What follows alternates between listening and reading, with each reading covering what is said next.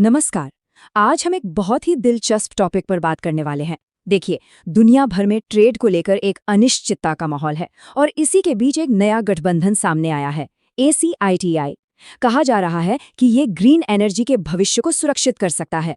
तो चलिए आज इसी पहल को थोड़ा गहराई से समझते हैं। तो सबसे बड़ा सवाल यही उठता है कि जब दुनिया भर में सप्लाई चेन्स इतनी नाजुक हों, तो क्या हम उन टेक्नोलॉजीज पर पूरी तरह भरोसा कर सकते हैं जो क्लाइमेट चेंज से लड़ने के लिए ज़रूरी हैं? और ये सच पूछिए तो एक बहुत बड़ी चिंता है जो हमारे ग्रीन फ्यूचर पर ही एक सवालिया निशान लगा देती है। तो आज के विश्लेषण में हम क्या-क्या देखने वाले हैं? सबसे पहले हम समझेंगे कि ग्रीन सप्लाई चेन्स पर क्या खतरा है। फिर देखेंगे कि कैसे हम सिर्फ एक देश पर निर्भर हो गए हैं। इसके बाद बात करेंगे ACITI की, जो एक नई उम्मीद लेकर आया है, और फिर जानेंगे कि इसकी सफलता का रास्ता क्या है, इसके वादे क्या हैं और हकीकत क्या हो सकती है। और आखिर में देखेंगे कि ये कैसे एक ग्रीन फ्यूचर बनाने में मदद कर सकता है।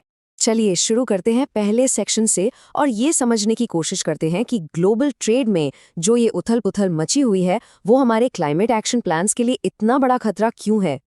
देखिए, आज दुनिया भर की अर्थव्यवस्था में एक अजीब सी बेचैनी है। कहीं टैरिफ लग रहे हैं, कहीं प्रतिबंध लगाए जा रहे हैं, तो कहीं एक्सपोर्ट पर कंट्रोल किया जा रहा है। ऊपर से जो सुपर पावर्स हैं, वो अपने एक तरफा फैसले ले रही हैं। इन सब चीज़ों ने हमारी सप्लाई चेन्स को बहुत कमज़ोर और नाजुक बना दिया है। अब इस बड़ी समस्या के अंदर एक और भी खास कमजोरी है जिस पर हमें ध्यान देना होगा। एक ऐसी कमजोरी जो सीधे सीधे ग्रीन टेक्नोलॉजी सेक्टर पर असर डालती है। हम बात कर रहे हैं कुछ बेहद ज़रूरी खनिजों और टेक्नोलॉजीज़ की, जैसे कि लिथियम, कोबाल्ट, ग्रेफाइट और तो और ग्रीन हाइड्रोजन इलेक्ट्रोलाइजर्स भी। और चिंता की बात यह है कि इन सभी की प्रोसेसिंग और रिफाइनिंग में सिर्फ एक देश का दबदबा है और वो है चीन। इसका मतलब ये हुआ कि सोलर पैनल से लेकर इलेक्ट्रिक गाड़ियों की बैटरी तक हम एक ही जगह पर बहुत ज़्यादा निर्भर हो गए हैं। ये चार्ट देखिए, ये पूरी कहानी खुद ब खुद बयां कर देता है। आप साफ देख सकते हैं कि इन जरूरी खनिजों की प्रोसेसिंग में चीन का हिस्सा लगभग 70% से भी ज्यादा है, जबकि बाकी पूरी दुनिया एक बहुत छोटे से हिस्से में सिमट कर रह गई है। अब ये जो असंतुलन है ना, यही ग्रीन एनर्जी सेक्टर के लिए सबसे बड़ा रिस्क बन जाता है। तो इसी चुनौती से निपटने के लिए एक नई पहल सामने आई है। चलिए अब बात करते हैं ACITI की, जो एक नई उम्मीद की तरह है। तो आखिर ये ACITI है क्या?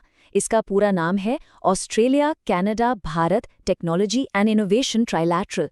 आसान भाषा में कहें तो ये इन 3 देशों के बीच एक ऐसा समझौता है जिसका मकसद है ग्रीन सप्लाई चेन्स के जोखिम को कम करना और इंटरनेशनल कोऑपरेशन के लिए एक नया रास्ता तैयार करना।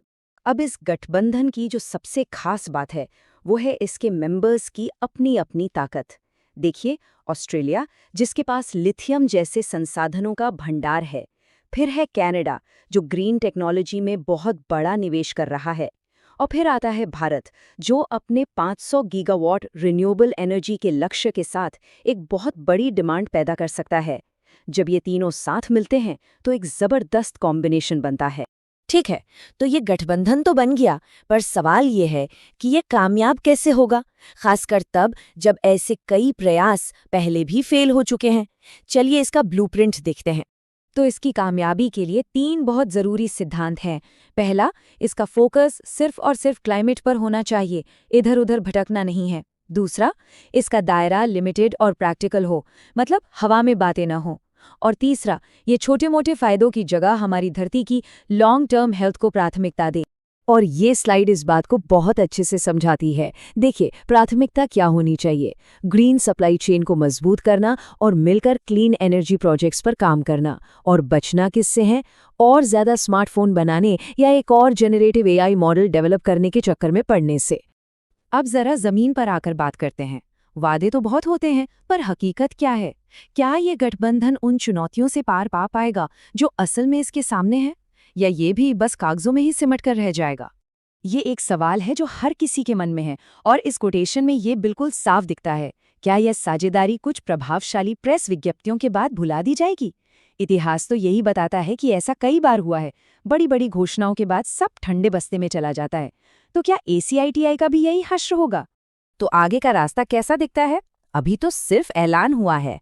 असली परीक्षा शुरू होगी 2026 की शुरुआत में, जब अधिकारी मिलेंगे और वर्किंग ग्रुप्स बनेंगे।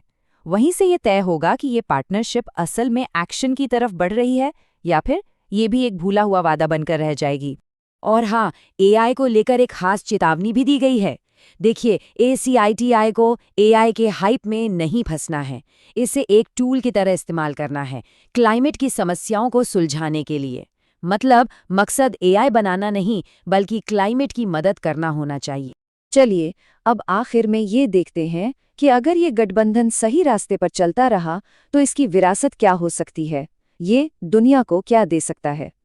तो कुछ मौके तो बिल्कुल सामने ही हैं जिन पर फौरन काम शुरू हो सकता है, जैसे कि लिथियम, कोबाल्ट जैसे ज़रूरी खनिजों की सप्लाई चेन को बेहतर बनाना, ग्रीन हाइड्रोजन पर मिलकर काम करना और सबसे ज़रूरी, इन खनिजों की रिसाइकलिंग और रिकवरी पर जोर देना। और इसका जो सबसे बड़ा लक्ष्य है, वो है एक सर्कुलर इकोनॉमी बनाना। मतलब एक ऐसा सिस्टम जहां ग्रीन एनर्जी के लिए जरूरी खनिजों को सिर्फ एक बार इस्तेमाल करके फेंका ना जाए, बल्कि उन्हें जिम्मेदारी से निकाला जाए और बार बार लगातार इस्तेमाल में लाया जाए। तो हम इसी सवाल के साथ आज की बात खत्म करते हैं। अगर ACITI सिर्फ बड़ी बड़ी घोषणाओं की जगह असल एक्शन पर ध्यान देता है, तो क्या ये वाकई हमारे साफ सुथरे और भरोसेमंद एनर्जी फ्यूचर की एक मजबूत नींव बन सकता है? ये सोचने वाली बात है। हमारे साथ जुड़ने के लिए धन्यवाद।